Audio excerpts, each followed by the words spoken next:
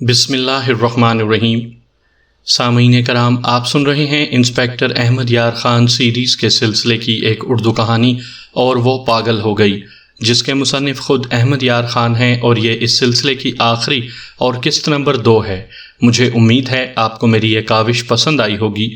آپ نے اگر ابھی تک میرا چینل کہانی گھر سبسکرائب نہیں کیا تو ابھی میرے چینل کو سبسکرائب کر کے بیل نوٹیفیکیشن آن کر لیجئے تاکہ آنے والی ہر نئی کہانی کی اطلاع بر وقت آپ تک پہنچ سکے۔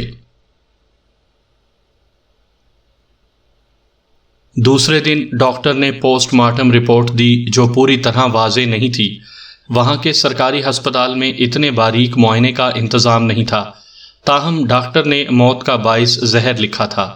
اس نے منہ سے نکلنے والی جھاگ اور کہہ کی کچھ مقدار، دودھ کا گلاس اور دیگچی میں سے دودھ کی تھوڑی سی مقدار کیمیاوی تجزیے کے لیے بھیج دی تھی۔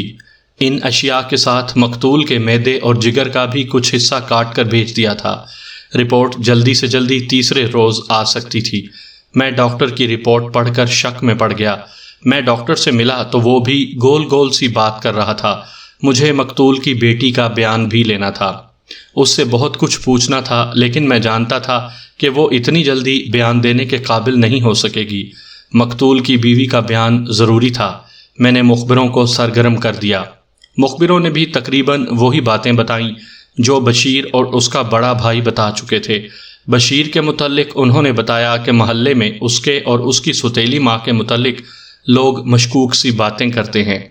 رشیدہ کے متعلق میری ایک مخبر عورت نے بتایا کہ محلے کے ایک آدمی کے ساتھ جو اس کا ہم عمر ہے، اس کا میل جول ہے، جو ہے تو در پردہ، لیکن کئی عورتوں کو معلوم ہے۔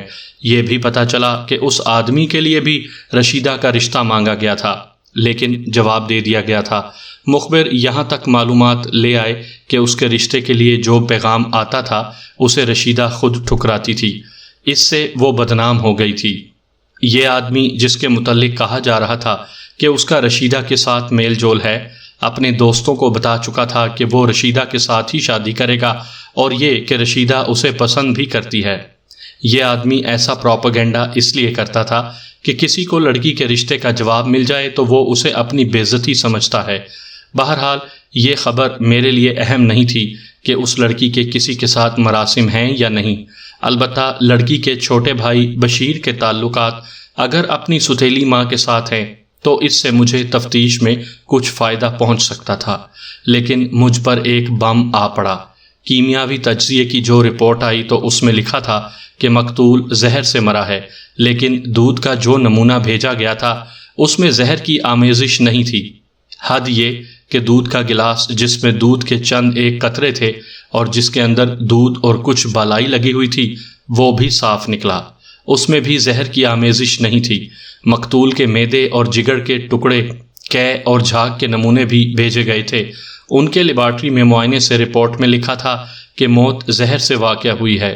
رپورٹ میں یہ رائے دی گئی تھی کہ زہر اگر دودھ میں نہیں دیا گیا تو 2-4 روز پہلے دیا گیا ہے، جو آہستہ آہستہ اثر کرتا رہا ہے۔ ڈاکٹر نے جب مجھے یہ رپورٹ پڑھ کر سنائی تو میں کچھ دیر احمقوں کی طرح اس کے منہ کو دیکھتا رہا۔ اس نے ہنس کر کہا، اگر آپ یہ رپورٹ لکھ دیں کہ یہ خودکشی کی واردات ہے تو آپ سے کون باز پرس کر سکتا ہے؟ یہ مرنے والی کی بیٹی کے ساتھ زیادتی ہوگی۔ میں نے کہا، میں پوری تفتیش کر کے رپورٹ لکھوں گا۔ میں نے ڈاکٹر کو تفصیل سے بتایا کہ رشیدہ اپنے باپ کے لیے کیا قربانی دے رہی تھی، اور اس معاملے میں وہ دیوانگی کی حد تک جذباتی بھی تھی۔ میرا ذہن 2 حصوں میں بٹ گیا۔ یہ موت خودکشی ہی ہو سکتی تھی، لیکن میں نے مرنے والے کے دونوں بیٹوں اور اس کی بیوی سے جو پوچھ گچھ کی تھی اس سے مجھے کچھ اشارے ملے تھے جن سے شک ہوتا تھا کہ یہ قتل کی واردات ہے۔ مخبروں کی رپورٹیں اس شک کو پختہ کرتی تھیں۔ میں نے آپ کو ان تمام افراد کے بیان، ان پر جرح اور ان کے جواب اور مخبروں کی رپورٹیں اتنی مختصر سنائی ہیں کہ آپ ان میں سے وہ اشارے نہیں پا سکے ہوں گے جو مجھے نظر آئے تھے۔ اس کے علاوہ ہر پولیس آفیسر کی ایک چھٹی حس ہوتی ہے، اور چونکہ پولیس والوں کا واسطہ ہر قسم کے انسانوں سے پڑتا ہے، اس لیے انسان کے سینے کے راز پڑھنے کا تجربہ ہو جاتا ہے۔ میں نے اپنے لیے یہ مشکل پیدا کر لی کہ اس واردات کو خودکشی کہنے کے بجائے اسے 302 قتل کی واردات رہنے دیا اور تفتیش جاری رکھی۔ رشیدہ کے بڑے بھائی سے میں نے کہا تھا کہ وہ جائیداد کے کاغذات دیکھے اور مجھے بھی دکھائے۔ اس نے مجھے کاغذات دکھا دیے۔ یہ ایک لفافے میں بند تھے۔ ان میں سے ایک اور کام کا کاغذ نکلا۔ یہ مرنے والے کا وصیت نامہ تھا جو اسٹامپ پر لکھا ہوا تھا۔ اس میں اس نے لکھا تھا کہ میرے مرنے کے بعد جائیداد کس طرح تقسیم کی جائے۔ مجھے اس کی تفصیل تو یاد نہیں رہی۔ اس میں دونوں بھائیوں اور رشیدہ کا حصہ برابر تھا اور ان کی ستیلی ماں کا حصہ بہت ہی تھوڑا لکھا گیا تھا۔ میں نے وصیت نامے پر تاریخ دیکھی۔ یہ اس نے موت سے 3-3.5 مہینے پہلے لکھا تھا۔ اگر یہ موت سے 2-4 روز پہلے لکھا ہوتا تو کہا جا سکتا تھا کہ مرنے والے نے یہ وصیت خودکشی سے پہلے لکھی تھی۔ کیا تم نے یہ وصیت نامہ اس سے پہلے بھی دیکھا تھا؟ میں نے اس کے بڑے بیٹے سے پوچھا۔ نہیں، اس نے جواب دیا۔ میں نے اپنی ستیلی ماں کو بتائے بغیر ٹرنکوں کی تلاشی لی تو یہ بند لفافہ برآمد ہوا۔ بہت دن گزر چکے تھے۔ میں مقتول کی دوسری بیوی اور بیٹی کا بیان لینے کے لیے ان کے گھر چلا گیا۔ بیوی کو کمرے میں بٹھایا۔ اس کے چہرے پر اتنی ہی اداسی تھی جتنی کسی بیوہ کے چہرے پر ہو سکتی ہے۔ اس تاثر میں پولیس کا ڈر اور گھبراہٹ بھی شامل تھی۔ تمہارے خاوند نے جب وصیت نامہ لکھا اور تمہیں دکھایا تو تم نے اسے یہ کیوں نہیں کہا تھا کہ اپنی زندگی میں جائیداد تقسیم کر دو؟ میں نے اس سے پوچھا۔ انہوں نے مجھے کوئی وصیت نامہ نہیں دکھایا تھا۔ اس نے حیران سا ہو کر جواب دیا۔ اس نے تمہیں یہ تو بتایا تھا کہ تمہیں وہ کتنا حصہ دے رہا ہے؟ انہوں نے مجھے کچھ بھی نہیں بتایا تھا۔ اس نے جواب دیا۔ تم جب اسے کہا کرتی تھیں کہ جائیداد سے تمہیں حصہ دے دے تو وہ کیا جواب دیا کرتا تھا؟ وہ سوچ میں پڑ گئی۔ میں نے کہا، تم جھوٹ ہی نہ بولتی جاؤ۔ مجھے ایسی بہت سی باتوں کا علم ہے جو تم سمجھتی ہوگی کہ میں نہیں جانتا۔ کیا تمہاری ماں جائیداد میں سے تمہارے حصے کے لیے اس کے پیچھے نہیں پڑی رہتی تھی؟ تم دونوں نے اسے اپنا قیدی نہیں بنا لیا تھا؟ اس کے آنسو بہنے لگے اور وہ بولی، ایک تو میری ماں کو جائیداد کا لالچ تھا جس سے میں اسے روکتی تھی۔ دوسرے آپ یہ شک کر رہے ہیں کہ میں نے خاوند کو زہر دیا ہے۔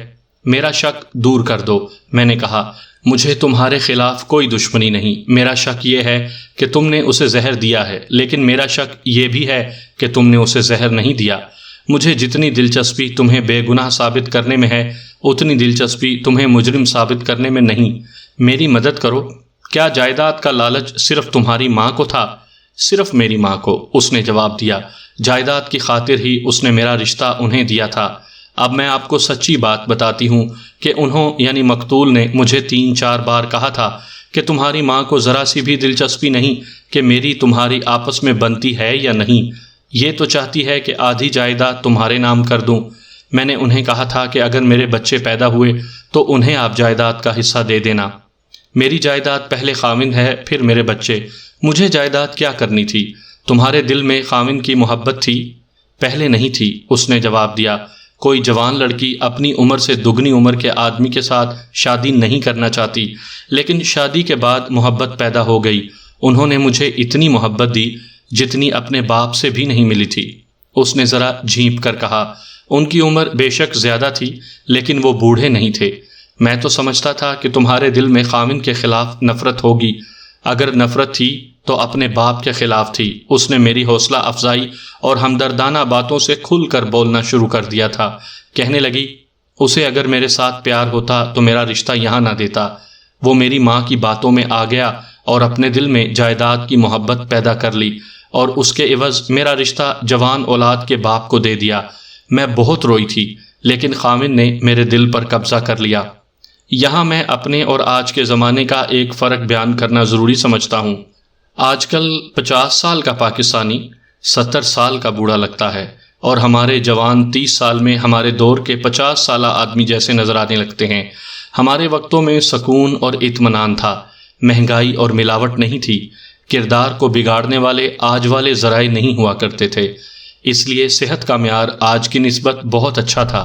70 سال تک لوگ تندرست اور توانا رہتے تھے۔ 50 سال کو بڑھاپے کی عمر نہیں سمجھا جاتا تھا۔ اس لڑکی کا یہ کہنا کہ اس کے دل میں خاوند کی محبت پیدا ہو گئی میرے لیے کوئی عجیب بات نہیں تھی۔ اس نے یہ بھی بتایا کہ 7 ماہ بعد وہ ایک بچے کی ماں بن جائے گی۔ اس کی باتوں سے یہی ظاہر ہوتا تھا کہ اس کے دل میں خاوند کے خلاف نفرت کے بجائے محبت تھی، یا کم از کم اس کے خلاف کوئی شکایت نہیں تھی، لیکن میں یقین سے کچھ نہیں کہہ سکتا تھا۔ باتوں میں یا جذبات میں آ کر یقین کر لینے سے مجرموں کو نہیں پکڑا جا سکتا۔ میں نے اسے جرح اور سوال در سوال کے جال میں پھانسنے کی بہت کوشش کی، لیکن وہ مجھے صاف نظر آئی تھی۔ خودکشی کے امکان کو ذہن میں رکھ کر بھی میں نے اس سے بہت کچھ پوچھا۔ اس نے بتایا کہ خودکشی کی کوئی وجہ نہیں تھی۔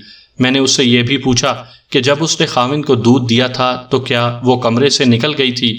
میں یہ جاننا چاہتا تھا کہ اس کی غیر حاضری میں اس نے کوئی زہر کھا لیا ہوگا۔ اس نے بتایا کہ وہ اس کے پاس رہی اور تھوڑی دیر بعد وہ لیٹ گیا تھا۔ اس کے بعد اسے تکلیف شروع ہوئی تھی۔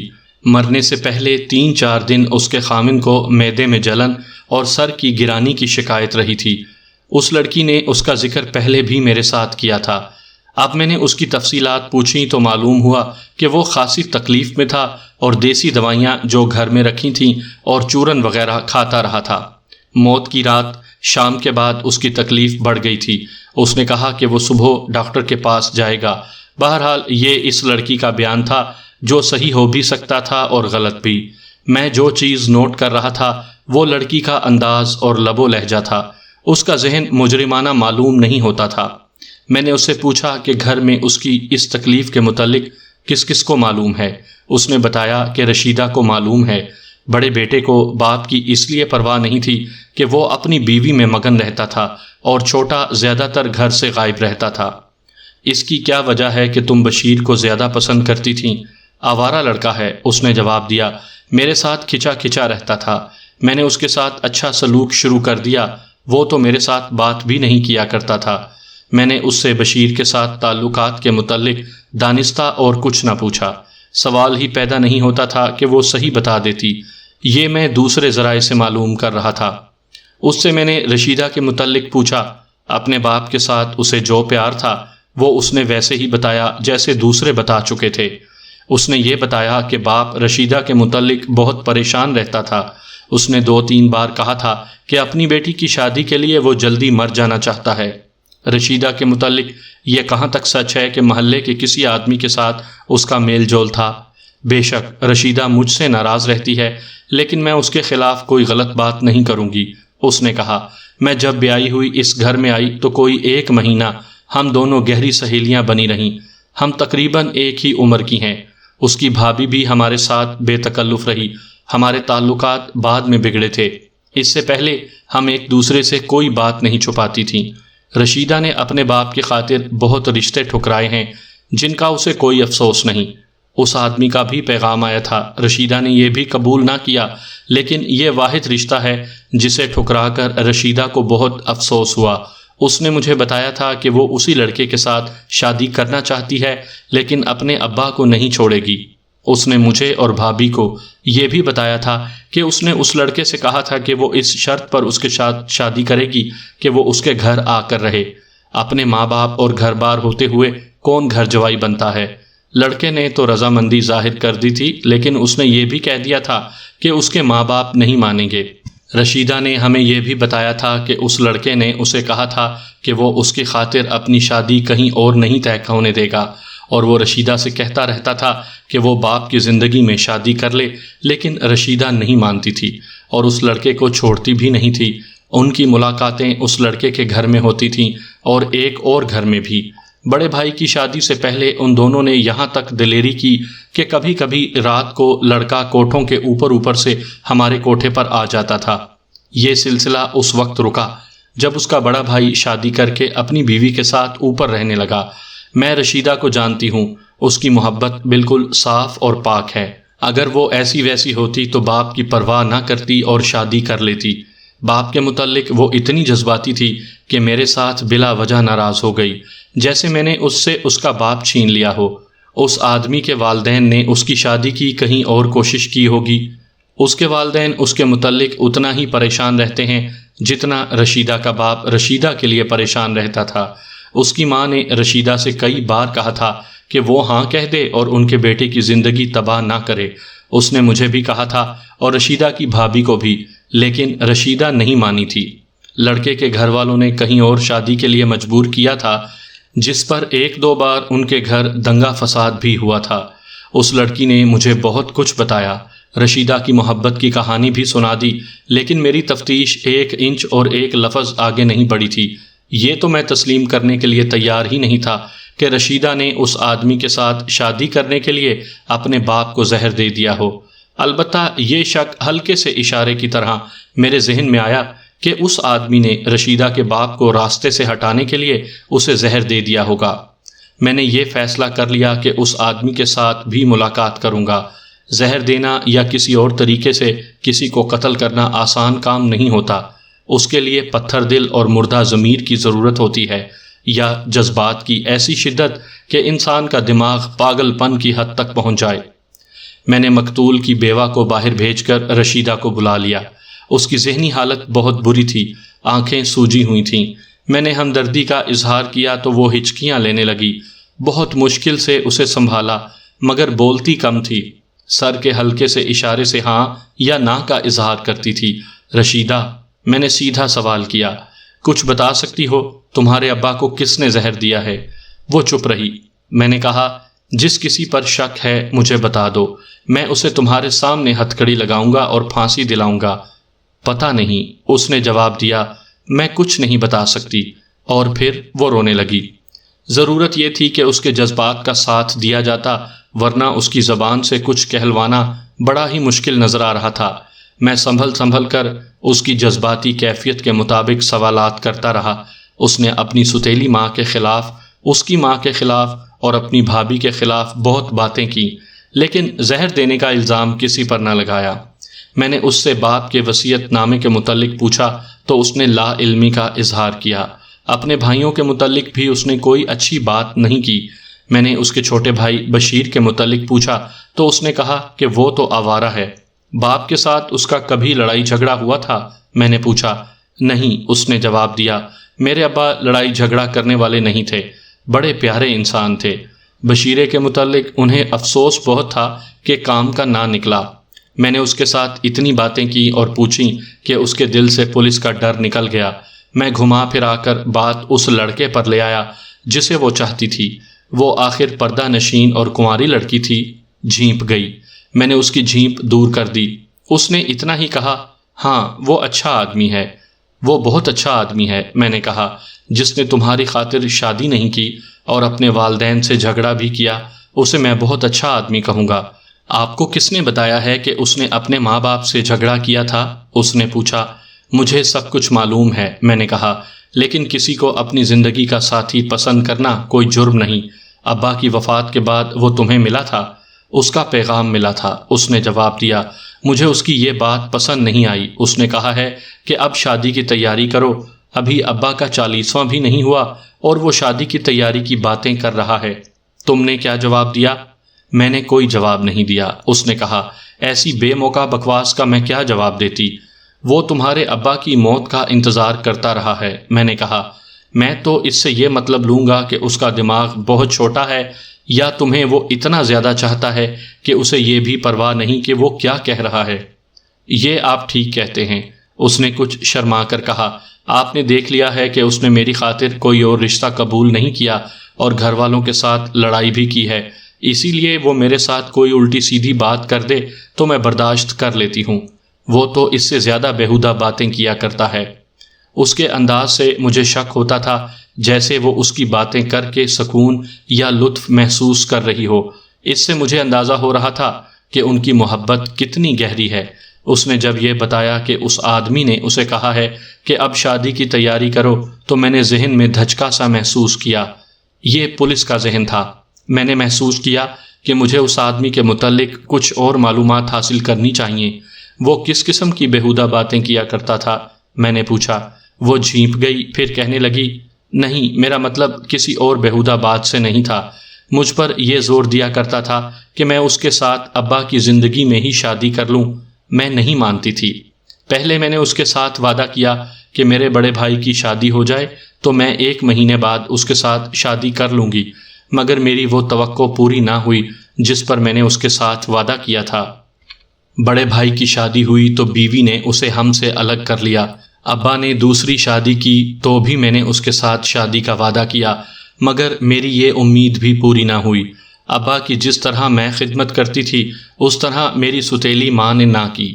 میں نے اسے پھر مایوس کر دیا اور کہا کہ میں ابا کو اپنی بھابھی اور ستیلی ماں کے رحم و کرم پر نہیں چھوڑ سکتی۔ اس نے کہا پھر مجھے تمہارے ابا کی موت کا انتظار کرنا پڑے گا۔ میں ہنسی بھی اور اسے برا بھلا بھی کہا۔ اس نے کہا تمہارے ابا کی صحت اتنی اچھی ہے کہ وہ جلدی مرتے نظر نہیں آتے۔ میں اس سے روٹھ گئی اور اس نے مجھے منا لیا۔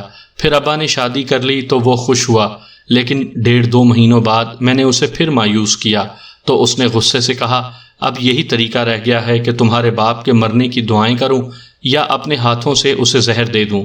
میں اس پر برس پڑی۔ وہ پہلے ہی غصے میں تھا۔ اس نے کہا تم بلا وجہ باپ کے لیے پاگل ہوئی جا رہی ہو۔ تم یہ بھی نہیں سوچتی کہ وہ تمہاری اس ضد سے بہت پریشان رہتا ہے اور تمہیں اپنی عزت بے عزتی کا بھی احساس نہیں۔ تم نے اپنی زبان سے رشتے ٹھکرائے ہیں، اس لیے لوگ تمہیں بدنام کر رہے ہیں۔ میں نے اس کی باتوں پر دھیان نہ دیا اور اسے کہا کہ آئندہ اسے نہیں ملوں گی۔ میں کوئی 1 مہینہ اسے نہ ملی۔ ایک روز دروازے پر دستک ہوئی۔ میں نے دروازہ کھولا تو وہ کھڑا تھا۔ اس نے بلند آواز سے میرے چھوٹے بھائی کے متعلق پوچھا تاکہ کوئی سنے تو یہی سمجھے کہ وہ میرے بھائی سے ملنے آیا ہے۔ اس نے آہستہ سے کہا کہ ناراضگی معاف کر دو، آج آنا، اور وہ پھر چلا گیا۔ میں اس سے ملی۔ وہ بہت پریشان تھا۔ اس نے مجھ سے معافی مانگی۔ میرے دل میں اس کی محبت تھی، میں مان گئی۔ اس نے پھر مجھے قائل کرنے کی کوشش شروع کر دی کہ میں ابا کی موجودگی میں شادی کر لوں۔ اس کے ساتھ ہی اس نے مجھے بتایا کہ اپنے ابا کے ساتھ اس کی بہت جھک جھک ہوئی ہے۔ ماں نے بھی اسے برا بھلا کہا ہے۔ باپ نے اسے یہاں تک کہہ دیا ہے کہ وہ اسے جائیداد سے محروم کر دے گا اور گھر سے نکال دے گا۔ اس کی ماں نے میرے خلاف اس قسم کی باتیں کی کہ یہ بد چلن لڑکی ہے، اس کے تعلقات جانے کس کس کے ساتھ ہیں، اسی لیے یہ شادی نہیں کرتی۔ یہ ساری باتیں مجھے سنا کر اس نے کہا یا مجھے خودکشی کر لینی چاہیے یا تمہارے باپ کو۔ میں نے اس کے جواب میں ناراضگی کا اظہار نہ کیا کیونکہ وہ بہت ہی پریشان تھا۔ میں اس کی اتنی پریشانی برداشت نہیں کر سکتی تھی۔ آپ نہیں جانتے کہ وہ مجھے کتنا اچھا لگتا ہے۔ آپ سوچتے ہوں گے کہ یہ لڑکی واقعی بد چلن ہے جو اتنی دلیری اور بے حیائی سے باتیں کرتی ہے، لیکن میں خدا کے سامنے شرمسار نہیں ہوں کیونکہ میرا دل اور میری نیت بالکل صاف ہے اور میں 5 وقت کی نمازی ہوں۔ میں نے تنگ آ کر اسے کہہ دیا کہ وہ اپنے ماں باپ کو ناراض نہ کرے اور ان کی مرضی کے مطابق شادی کر لے۔ وہ میرے منہ سے یہ بات نہیں سننا چاہتا تھا۔ اس کا مزاج پہلے ہی گرم اور اکھڑا ہوا تھا۔ میری یہ بات سن کر اور زیادہ گرم ہو گیا۔ اس نے مجھے بڑی سخت باتیں کہہ دیں۔ اس نے یہ بھی کہا کہ باپ نے مجھے گھر سے چلے جانے کو کہا تو میں تمہیں گھر سے اٹھا کر لے جاؤں گا۔ وہ غصے میں کچھ نہ کچھ کہتا رہا۔ میں نے اسے کہا مجھے چاہنے والے اور میرے ساتھ شادی کرنے والے کئی مل جائیں گے، باپ اور نہیں ملے گا۔ میرے آنسو بہنے لگے اور میں آ گئی۔ یہ کب کی بات ہے؟ ابا کی وفات سے کوئی 1 مہینہ پہلے کی۔ اس نے جواب دیا اگر میں یہ کہوں کہ تمہارے ابا کو اسی نے زہر دیا ہے تو تم کیا کہو گی؟ میں نہیں مانوں گی۔ کیوں؟ اس میں اتنی جرت نہیں؟ جرت؟ اس نے کہا وہ بہت دلیر اور نڈر ہے۔ وہ تو اپنے باپ کو قتل کرنے سے نہ ڈرے۔ شاید یہی وجہ ہے کہ میں اسے دل سے پسند کرتی ہوں۔ میرے ابا کی طرح وہ پکا مرد ہے۔ میں نے مزید گریدا اور ایسے اشارے ملے جو میرے ذہن میں شک پیدا کرتے گئے۔ رات خاصی گزر گئی تھی۔ میں تھانے چلا گیا۔ دوسرے دن اپنے ہیڈ کانسٹیبل کو اس آدمی کی دکان کا پتہ بتا کر کہا کہ اسے تھانے بلا لائے۔ ہیڈ کانسٹیبل چلا گیا۔ یہ کوئی بڑا شہر نہیں تھا کہ واپس آتے اتنی دیر لگتی۔ پیدل 10 منٹ کا راستہ تھا، مگر ہیڈ کانسٹیبل 1.5 گھنٹے بعد آیا۔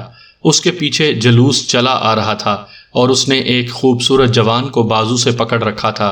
یہ جوان ہانپ رہا تھا اور بہت ڈرا ہوا تھا۔ جلوس تھانے کے احاطے کے باہر رک گیا۔ ہیڈ کانسٹیبل اور اس جوان کے ساتھ 3 آدمی آئے۔ میں برآمدے میں کھڑا تھا۔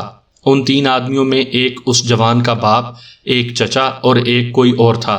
یہ وہی جوان تھا جسے رشیدہ چاہتی تھی۔ یہ تو فرار ہو گیا تھا۔ ہیڈ کانسٹیبل نے کہا اس بے گناہ کو آپ نے تھانے کیوں بلایا ہے؟ اس کے باپ نے پوچھا۔ دوسرے 2 آدمیوں نے بھی اسی کی طرح کوئی بات کی۔ آپ لوگوں کو یہ کس نے کہا ہے کہ میں نے اسے مجرم سمجھ کر تھانے بلایا ہے؟ میں نے کہا اس سے 2-4 باتیں پوچھنی ہیں، پھر یہ گھر چلا جائے گا۔ میں نے اس جوان سے پوچھا تم تو سنا تھا بہت دلیر اور پکے مرد ہو، بھاگے کیوں تھے؟ میں تمہیں پھانسی تو نہیں دوں گا۔ اس کے ساتھ آئے ہوئے آدمیوں سے کہا کہ وہ بے فکر ہو کر چلے جائیں، یہ ملزم نہیں ہے، اسے پریشان نہیں کیا جائے گا۔ بڑی مشکل سے ان تینوں کو چلتا کیا اور اس جوان کو اپنے دفتر میں بٹھایا۔ ہیڈ کانسٹیبل نے مجھے الگ کر کے بتایا کہ یہ آدمی اپنی دکان میں مل گیا۔ ان کی کپڑے کی بڑی دکان تھی، اس کا باپ بھی دکان میں موجود تھا۔ ہیڈ کانسٹیبل نے اس سے پوچھا کہ افضل تمہارا نام ہے؟ اس کا رنگ اڑ گیا اور اس نے کوئی جواب نہ دیا۔ اس کے باپ نے پوچھا کہ کیا بات ہے؟ ہیڈ کانسٹیبل نے بتایا کہ اسے زہر خورانی کی واردات کی تفتیش کے لیے تھانے لے جانا ہے۔ افضل کانپنے لگا اور اس کا رنگ پیلا پڑ گیا۔ اس نے باپ کی طرف دیکھا تو باپ نے گلہ کھول کر اس میں سے 10 روپے کا نوٹ نکالا اور ہیڈ کانسٹیبل کو دے کر بولا، جاؤ بھائی صاحب کہہ دینا کہ یہ نہیں ملا۔ ہیڈ کانسٹیبل نے کہا کہ اسے تھانے دار صاحب بلا رہے ہیں، 1-2 باتیں پوچھ کر واپس بھیج دیں گے، مگر لڑکا اٹھتا نہیں تھا۔ ہیڈ کانسٹیبل نے کہا کہ یہ شرافت سے نہیں جائے گا تو اسے دوسرے طریقے سے لے جایا جائے گا۔ بڑی مشکل سے یہ اٹھا اور ساتھ چل پڑا۔ کچھ دور آئے تو ایک گلی اس بڑی گلی سے ملتی تھی۔ افضل اچانک دوڑ پڑا اور اس گلی میں چلا گیا۔ ہیڈ کانسٹیبل اس کے پیچھے دوڑا۔ افضل ایک اور گلی میں مڑ گیا۔ ہیڈ کانسٹیبل نے دوڑتے دوڑتے پکڑو پکڑو کا شور بھی کیا۔ کئی آدمی آ گئے جن میں 2-3 افضل کے تعاقب میں دوڑے۔ وہ غائب ہو گیا۔ کسی نے بتایا کہ اس گھر میں گھس گیا ہے۔ گھر کی عورتوں نے پریشانی کے عالم میں بتایا کہ وہ دوڑتا اندر آیا اور سیڑھیوں سے کوٹھے پر چڑھ گیا۔ اوپر گئے تو پتہ چلا کہ چھتوں کے اوپر سے کسی اور گھر میں جا اترا ہے۔ فرار اور تعاقب کا اچھا خاصا ڈرامہ بن گیا۔ چند ایک ہندوؤں نے ہیڈ کانسٹیبل کا ساتھ دیا۔ افضل کسی اور گلی میں جا نکلا۔ ادھر سے کسی نے شور کیا۔ ہیڈ کانسٹیبل ادھر گیا، افضل ادھر ادھر چھپتا رہا۔ آخر پکڑا گیا۔ تماشائیوں کا ہجوم ان کے پیچھے پیچھے چل پڑا۔ بھاگے کیوں تھے؟ میں نے اندر جا کر اس سے پوچھا۔ خدا کی قسم میرا اس مقتول کے ساتھ کوئی تعلق نہیں تھا، اس نے ہکلائی ہوئی زبان سے کہا۔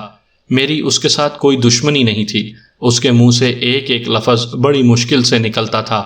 میں پوچھ رہا ہوں تم بھاگے کیوں تھے؟ آپ مجھ پر پتہ نہیں کیوں شک کر رہے ہیں؟ میں نے ابھی تک کسی شک کا اظہار نہیں کیا۔ میں نے کہا، یار رشیدہ کہتی ہے کہ تم بڑے دلیر مرد ہو، تم تو کچھ بھی نہیں۔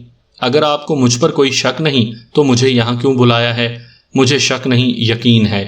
میں نے اس کے پاؤں تلے سے زمین نکالنے کے لیے کہا، تم نے مجھے یقین دلا دیا ہے کہ تم مجرم ہو۔ وہ تھر تھر کانپنے لگا۔ مجھے یاد نہیں کہ اس کے منہ سے کیسی کیسی آوازیں اور کیسے کیسے الفاظ نکلے۔ میری جگہ اگر کوئی اناڑی شہری ہوتا تو وہ بھی اس کے انداز اور اس کی حالت سے یہی رائے دیتا کہ یہ مجرم ہے اور اقبال جرم اس کے چہرے پر لکھا ہے۔ پولیس اور تھانے کے خوف سے کسی کی یہ حالت نہیں ہوا کرتی۔ اس کا فرار اس کے خلاف قابل یقین شہادت تھی۔ میں نہیں چاہتا تھا کہ وہ دم لے لے۔ میں نے گرم لوہے پر چوٹیں مارنی شروع کر دیں۔ آپ مجھے جانے دیں، اس نے منت کے لہجے میں کہا۔ آپ جو حکم کریں گے پیش کروں گا۔ میں آپ کو 2 گھوڑا بوسکی کا آدھا تھان دوں گا۔ 2 گھوڑا بوسکی اس دور کا بہترین اور سب سے مہنگا کپڑا ہوا کرتا تھا جو صرف امیر کبیر گھرانوں میں پہنا جاتا تھا۔ اس کپڑے کا آدھا تھان بہت بڑی رشوت تھی۔ تم مجھے نقد اور بوسکی کیوں دو گے؟ میں نے ہنس کر کہا، حوصلہ کرو یار، اتنا نقصان کیوں اٹھا رہے ہو؟ میں جو پوچھوں گا وہ سچ سچ بتا دینا۔ وہ میرے منہ کی طرف دیکھتا رہا۔ میں نے کہا، ابھی بتاؤ گے یا رات کو؟ اس نے کوئی جواب نہیں دیا۔ مجھے اس پر 2 گھنٹے صرف کرنے پڑے۔ میں نے اس پر کوئی تشدد نہ کیا۔ وہ تشدد کے بغیر ہی اذیت میں مبتلا تھا۔ اس کے اعصاب توڑنے کے لیے یہی اذیت کافی تھی۔ میں اس سے سوال پوچھ رہا تھا اور باتیں کر رہا تھا۔ میں دیکھ رہا تھا کہ وہ بوسیدہ مکان کی طرح آہستہ آہستہ گر رہا ہے۔ وہ کوئی جاندار بات کرتا تھا تو صرف یہ کہ نقد جتنا مانگو گے وہ دوں گا اور بوسکی کا آدھا تھان دوں گا۔ آخر آہستہ آہستہ اس نے پورا تھان پیش کیا۔ پھر بھی تمہیں صحیح بات تو بتانی پڑے گی، میں نے کہا۔ پھر آپ مجھے چھوڑ دیں گے؟ بوسکی کا پورا تھان لے کر، میں نے کہا، اور نقد بعد میں بتاؤں گا۔ پہلے یہ بتاؤ کہ تم نے رشیدہ کے باپ کو کس طرح زہر دیا تھا؟ میں نے یہ الفاظ پہلی دفعہ کہے تھے۔ وہ اس طرح ہل گیا جس طرح رائفل سے گولی نکلتی ہے تو رائفل کو دھکا لگتا اور فائر کرنے والا ہل جاتا ہے۔ اس کا چہرہ لاش کی طرح سفید ہو گیا اور ماتھے پر پسینہ آ گیا۔ وہ موسم پسینے والا نہیں تھا۔ اگر رشیدہ کے ساتھ شادی کرنا چاہتے ہو تو مجھے سچی بات بتا دو، میں نے کہا۔ میں تمہیں بچا لوں گا، مجھے سب کچھ معلوم ہے، اسی لیے تمہیں پکڑا ہے، اگر منہ سے نہیں بولو گے تو پھانسی پاؤ گے۔ اور وہ بول پڑا۔ اسے بولنا ہی تھا، وہ عادی قاتل تو تھا نہیں، جذبات کے غلبے نے اس سے جرم کروا لیا تھا۔ یہ نشہ بہت جلدی اتر جایا کرتا ہے۔ وہ واقعی دلیر تھا، جس نے ایک انسان کی جان لے لی تھی، لیکن اس کے بعد اس کی دلیری اس طرح ختم ہو گئی جس طرح ایسے ہر مجرم کی ختم ہو جایا کرتی ہے، اور میں نے اسی طرح اس کے دل اور اعصاب کو باتوں سے سکون پہنچانا شروع کر دیا جس طرح اس مرحلے میں ہر تھانے دار ملزم کو پہنچایا کرتا ہے۔ اس نے گہرا سانس لے کر کہا، میرے پاس یہی ایک طریقہ رہ گیا تھا، تمہاری جگہ میں ہوتا تو میں بھی یہی طریقہ اختیار کرتا۔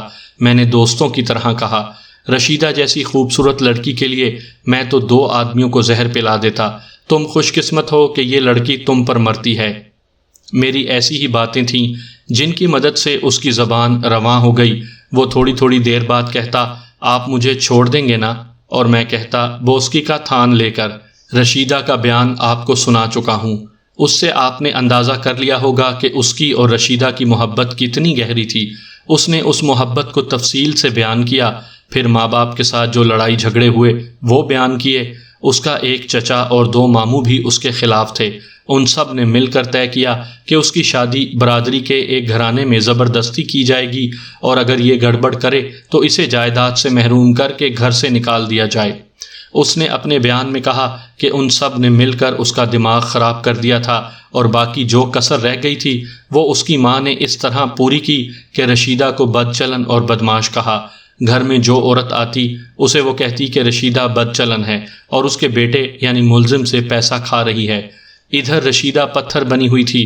افضل اسے کہتا تھا کہ تم بدنام ہو رہی ہو، باپ کی فکر نہ کرو اور شادی کر لو، مگر وہ نہیں مانتی تھی۔ ان حالات اور جذبات کے بگولے میں آ کر افضل پر وہ مخصوص پاگل پن سوار ہو گیا جو اپنی یا کسی دوسرے کی جان لیے بغیر نہیں ٹلا کرتا۔ اس کا نتیجہ خودکشی ہوتا ہے یا قتل یا پھر دونوں۔ اس نے جب ایک حکیم سے ایک بلی کو مارنے کے لیے زہر لیا جو اس کے کبوتروں کو تنگ کرتی تھی، اس وقت وہ فیصلہ نہیں کر سکا تھا کہ یہ زہر خود کھائے گا یا رشیدہ کے باپ کو کھلائے گا۔ اس کے گھر ایک بھی کبوتر نہیں تھا، نہ ہی کسی بلی کو مارنے کی ضرورت تھی۔ حکیم نے اسے 4 آنے کا زہر دے کر کہا، یہ صرف چوہے اور بلی کو فوراً مار سکتا ہے، میں زیادہ تیز چیز نہیں دے سکتا۔ اس نے زہر کی پڑیا جیب میں رکھ لی۔ جب کسی کی موت آتی ہے تو وہ اپنے آپ اس کے استقبال کو آگے ہو جاتا ہے۔ افضل نے رات کو فیصلہ کیا کہ رشیدہ کے ساتھ آخری ملاقات کر کے اسے کہے گا کہ اس نے اس کے ساتھ شادی نہ کی تو وہ خودکشی کر لے گا، مگر اس سے پہلے اس کی ملاقات رشیدہ کے باپ سے ہو گئی۔ یہ بدقسمت انسان افضل کی دکان کے سامنے سے گزرا۔ افضل دکان میں اکیلا تھا۔ رشیدہ کے باپ نے رک کر اسے سلام کیا۔ افضل اٹھ کر اس سے ملا اور دکان میں لے گیا۔ اسی وقت افضل کا نوکر اس کے لیے گھر سے کھانا لے کر پہنچ گیا۔ کھانے کے ساتھ لسی بھی تھی۔ میں نے رشیدہ کے باپ کو دیکھا تو میرے دل میں یہ بات چاقو کی طرح اتر گئی کہ اس شخص کو رشیدہ نے اپنے اور میرے درمیان دیوار کی طرح کھڑا کر رکھا ہے۔ اس میں اس شخص کا قصور نہیں تھا، لیکن جب تک یہ زندہ تھا ہم ایک دوسرے کے نہیں ہو سکتے تھے۔ اس نے کہا، زہر میری جیب میں تھا اور گھر سے دہی کی میٹھی لسی آ چکی تھی۔ نوکر نے روز مرہ کی طرح کھانا دکان کے پچھلے کمرے میں رکھا اور چلا گیا۔ افضل کو ایک سہولت یہ بھی ملی کہ اس کا باپ دکان میں نہیں تھا۔ افضل نے رشیدہ کے باپ کے ساتھ بڑے احترام اور برخورداری سے باتیں کی اور اس کی خاطر تواضع کے لیے لسی کا گلاس لینے اندر چلا گیا۔ زہر کی پڑیا لسی میں ڈالی اور کسی چیز سے زہر لسی میں ہلا ہلا کر ملا دیا۔ رشیدہ کے باپ نے لسی پینے سے بہت انکار کیا اور کہا، بیٹا یہ تمہارے لیے آئی ہے، میں نہیں پیوں گا، مگر افضل کے اصرار اور موت نے اسے لسی پلا دی۔ لسی گاڑھی اور میٹھی تھی اور زہر پھیکا تھا۔ بعد میں حکیم کی گواہی لیتے معلوم ہوا تھا کہ یہ زہر کڑوا یا ترش نہیں تھا۔ میں نے حکیم کو بتایا تھا کہ مقتول موت سے 3-4 دن پہلے سر میں گرانی اور معدے میں جلن محسوس کرتا رہا اور اس کی صحت ان 3-4 دنوں میں بہت گر گئی تھی۔ حکیم نے بتایا کہ یہ اسی زہر کے اثرات تھے اور ملزم نے جتنی مقدار میں زہر دیا تھا اس سے 3-4 دن بعد ہی موت واقع ہونی چاہیے تھی۔ مقتول نے کچھ بھی محسوس نہیں کیا تھا۔ تھوڑی دیر بعد وہ چلا گیا۔ افضل نے یہ دن بڑی ہی اذیت ناک بے چینی میں گزارے۔ اسے پچھتاوا بھی ہوتا اور جب وہ دیکھتا کہ رشیدہ کا باپ مرا نہیں تو اسے خوشی ہوتی، اور پھر اسے افسوس بھی ہوتا کہ وہ مرا نہیں، اور جب اسے اطلاع ملی کہ وہ مر گیا ہے تو اسے بہت خوشی ہوئی۔ وہ اس لیے بھی خوش تھا کہ وہ مر گیا ہے، اور اس لیے بھی کہ وہ اس کے دیے ہوئے زہر سے نہیں مرا، مگر اسے دوسرے دن پتہ چل گیا کہ وہ زہر سے مرا ہے۔ اس خبر سے افضل کا سکون اور چین ختم ہو گیا۔ اسے ہر طرف پولیس اور پھانسی کا رسہ نظر آنے لگا۔ یہ قدرتی رد عمل تھا۔ گناہ بول رہا تھا اور ضمیر انتقام پر اتر آیا تھا۔ اسی ذہنی کیفیت میں ہیڈ کانسٹیبل نے اسے جا کر کہا کہ میرے ساتھ تھانے چلو۔ افضل کی دلیری اور مردانگی ختم ہو گئی۔ قتل جیسے بھیانک جرم نے اس کی عقل مار دی۔ اس نے فرار ہو کر ثابت کر دیا کہ وہ مجرم ہے۔ میں نے دفعہ 164 کے تحت مجسٹریٹ سے اس کا اقبالی بیان ریکارڈ کروا لیا۔ وہ سیشن کورٹ میں جا کر اس بیان سے منحرف ہو گیا، مگر ایک چیخ تھی اور ایک کہا جو یہ کہانی سناتے بھی مجھے سنائی دے رہا ہے۔ سیشن کورٹ میں کیس کی سماعت ہو رہی تھی۔ رشیدہ اپنے بھائیوں اور ستیلی ماں کے ساتھ گواہ کی حیثیت سے کورٹ کے باہر کھڑی تھی۔ میں ان کے قریب کھڑا تھا۔ رشیدہ پر خاموشی طاری رہتی تھی۔ کھڑے کھڑے رشیدہ نے برقع اتار ڈالا اور اتنی زور سے چیخ ماری کہ دل دہل گئے۔ پھر اس نے چیخوں کی طرح کہا لگایا اور برقع پھینک کر دوڑ پڑی۔ وہ پاگل ہو چکی تھی۔ سیشن کورٹ نے افضل کو عمر قید دی تھی، لیکن ہائی کورٹ نے اسے اپیل میں شک کا فائدہ دے کر بری کر دیا۔